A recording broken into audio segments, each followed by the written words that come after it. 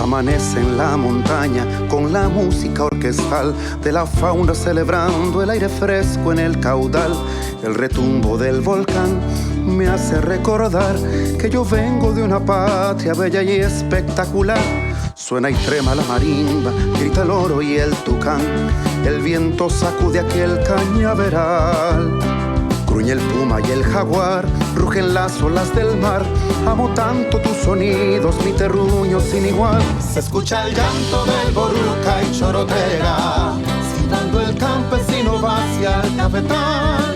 Se escucha el torrencial que la llanura riega, y se oye el canto del chigüiro en el maizal. Se escucha el grito del valiente sabanero, y las tortillas palmeadas en el comal. Las cuerdas del bajo el cajón del caribeño son los sonidos que me dan identidad.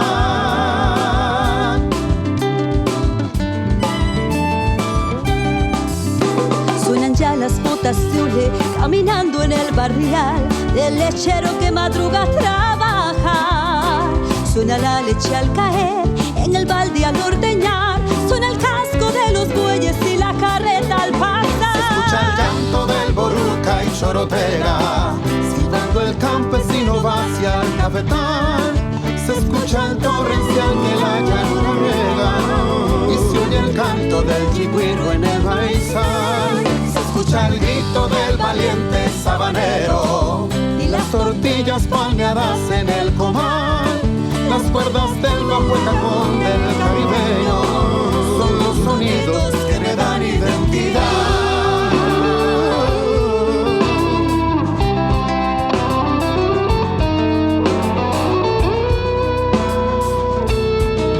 Escucha el llanto del boruca y chorotega, silbando el campesino va hacia el cafetal. Se escucha el torrencial que la llanura riega, y se oye el canto del chigüiro en el maizal.